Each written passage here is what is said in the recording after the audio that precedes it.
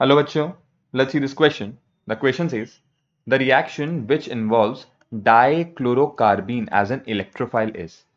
तो भाई अगर हमें नॉर्मल अपना कॉन्सेप्चुअली याद है, तो जो आपका रीमर टीमन रिएक्शन होता है, रीमर टीमन में क्या होता है कि आपका फिनॉल का रिएक्शन हम लोग लेते हैं किसके साथ, CHCl3 chloroform in presence of basic medium, कोई भी आप NaOH या KOH ले सकते हैं, बेसिक मीडियम में लेते हैं।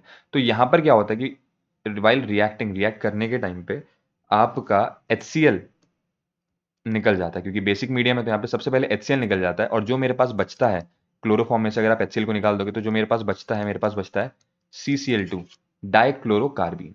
और यही डाइक्लोरोकार्बीन आगे further as intermediate as a electrophile reaction को स्टार्ट करवा के आपको देती है सैलिसिल अल्डिहाइड। तो जिसका करेक्ट आंसर होना चाहिए वो होना चाहिए आपका रीमर टीमन रिएक्शन।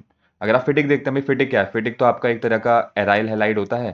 इसको आप लोग sodium in presence of dry ether के साथ रिएक्ट कराते हैं और आपको उसका डायमर मिल जाता है, ठीक है, एराइल एरोमेटिक हैलाइड्स।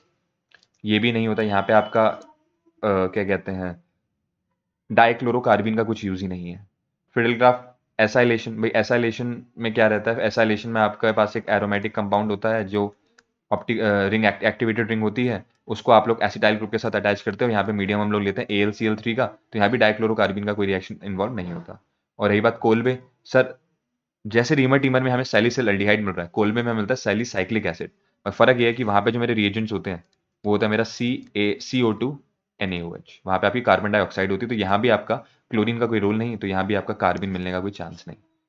तो जो करेक्ट आंसर होगा वो होगा मेरा ऑप्शन डी, रीमर टीमन रिएक्शन। ठीक है, तो hope this answer your question. Thank you and all the very best.